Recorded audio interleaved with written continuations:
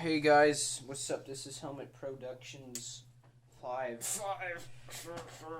And I apologize that we didn't do trailer reactions for the last Civil War trailer and the last X-Men trailer. And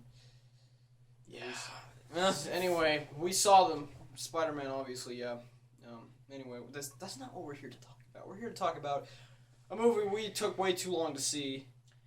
Batman v Superman: Dawn of Justice. Now, as you may know, the critics are very divided on a lot of critics hate this movie, and fans love this movie. Some fans don't. It's mixed. It's very mixed. So you probably want to know what we think of the movie, and we didn't even really tell each other what we thought of the movie. So why don't you give me your thoughts, Cam? Well, they don't really give a shit. I figure if they want to watch a review, they've watched it already. I think a couple of 16-year-olds' opinion is doesn't really matter. You know what? Just give your opinion. Okay, What'd you think? Here's my opinion. The performances, they were all good in my opinion. Ben Affleck, yes. Yeah, people were obviously wrong about it. Give me a second. Yeah, close that. And He was quite a good Batman / Bruce Wayne, and he was freaking, Batfleck was a beast. And he shouldn't be sad. We saw this video. He shouldn't be sad because he did a good job. He was a great Batman, and He wasn't. He was obviously What was wrong with the movie? Yeah, he was the best part of the movie in my opinion. Yeah, my favorite scene was my favorite scene of this whole movie was the scene that was in the trailer. Batfleck beating the crap out of a bunch of thug. That was my favorite scene in the movie. It was really awesome. It well choreographed, and Batfleck was a badass. So yeah. So he did a good job. Henry Cavill, I think he was good as Superman, as I thought was He's Man good. of Steel. Is he definitive? Is he the next Christopher Reeve? I don't know, but we'll find out. I mean, he's been in 2 movies now, and he's gonna be in Justice League. So he has yet to be super emotional or really make me be like him. Yes, but he's good. He definitely has the look. I'll give him that. he looks like Superman for sure. Yeah, and everyone else, Lois Lane. I should probably talk about Eisenberg, right? Yeah, Heisenberg. Heisenberg I guess who should have been cast. I guess I don't know if Zack Snyder wrote him to be like this, and that's why he was like this. But for what he was doing, I guess he did fine. But it's just not Lex, man. It's just not. He was fine as schizophrenic psychopath number 4, but he isn't really Lex Luthor. Yeah, Lex Luthor's never really psychotic. You know? Every time he was on the screen, I I just cringed a little bit. Every time he showed up, I was just like, "Get out, please! Just leave the movie. I don't want you here." But what I did is reframed it, so I was I just didn't really see him as Lex Luthor, and that made me. Yeah, I just look at his performance, and his performance itself was fine, and. For the character, I guess he was playing. I don't know. Yeah, he did good with the character he was playing, but the character he was playing was clearly not Lex Luthor, in my opinion. So yeah, that's my thought on that. Amy Adams, fine. Everyone else was pretty much fine. Gal Gadot. Or however Gal you pronounce Gadot, her I think last is name. how her name is. She was awesome. She was awesome as Wonder Woman. When she showed up at first, it was her. Yeah, she was really good. I can't wait to see the Wonder Woman movie. I can't wait to see how she does. And the naysayers of her, I think she did a good job, and I think most people think that she did a good job in this movie. And all the doubters of her are also wrong, so they can go suck a dick too. Just like the doubters of Ben Affleck. So yeah, I mean, right from the scene, right when I saw Ben Affleck in the suit, I was like, he's gonna be good, and he was. So he was, I think, my favorite part of this movie because that's a little biased on my part because Batman's my favorite DC superhero, but I still think he did a really good job. Yeah. This is a lot of a Batman movie if you really think about it. Kind of, yeah. Opening credits started with his parents' death and all this stuff. So, and Jeremy Irons, I think he was a pretty good Alfred, and I mean, he was more of a different Alfred. He was definitely more of you could tell he's that Alfred that was worked for the British Secret Service. He was kind of had military experience and stuff like that. He's more of that Alfred than the Butler, as opposed to the Butler Alfred. But he did a good job, in my opinion. And what else was I going to mention? You said something about. Oh yeah. I'm not sure if I should. This is a minor spoiler, but every other reviewer has said this.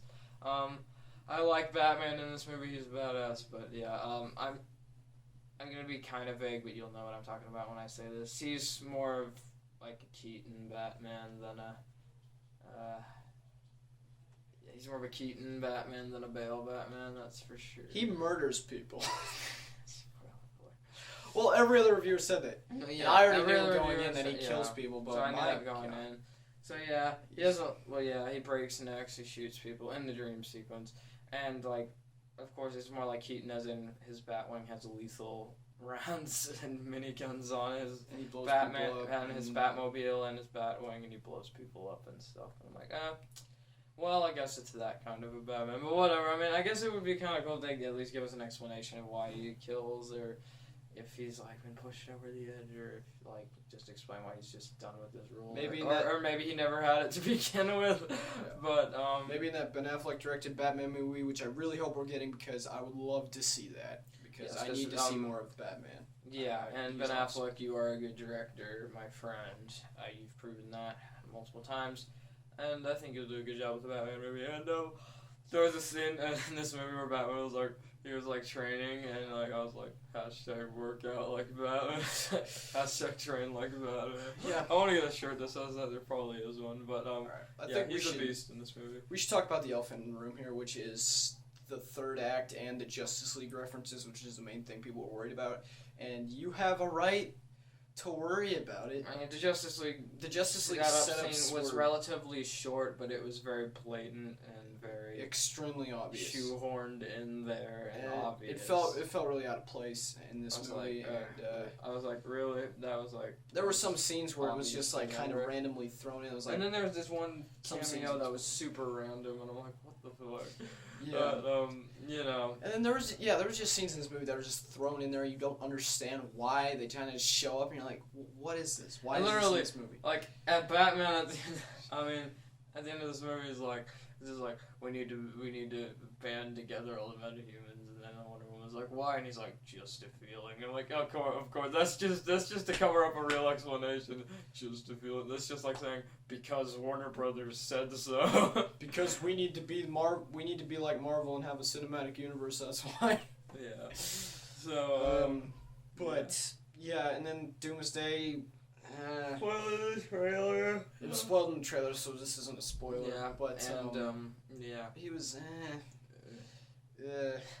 I mean, there was a reason for Batman and Superman and Wonder Woman to team up, so yeah. That's all he was there for. But then again, when you consider, thinking about it, when you really consider it, like in the comics, Doomsday just kind of showed up too. yeah, I don't know. It's not like but he was a super fleshed out, freaking deep character or anything. It was just this giant monster that showed up to fight Superman. But like that's basically what he was in this movie too. But just less of him. I don't know. he was just a giant monster for them to fight, basically. And yeah, so this movie, I mean, and I think the movie was really well shot too. yeah, it was really well Shot, directed. so It looked nice. yeah, and Zack Snyder movies Zack tend to be Snyder very well is directed. visually- And yes, Yeah. in he's case good you're visual wondering, stuff. yes, there is indeed slow motion in this movie. Yeah. Not like super shit ton, but you know, it is there, like, because it's a Zack Snyderism, but you know, it works for when it is there. And I don't know. You want to score it? yeah, I think I'd rather score it on a 1 to 10 scale than a 1 to 5 scale, because I think you can be more precise with that. I'm gonna give it like a 7.5 or a 7.25. I think for me. It wasn't terrible. It wasn't like super great. I think the first 2 acts of this movie were actually very well done, with the exception of Eisenberg being out was the only thing out of place. Yeah. Really, I felt in the first 2 acts. Actually, I don't know about that, but the first 2 acts I think were a lot more well put together. Like, I feel like if the movie ended with,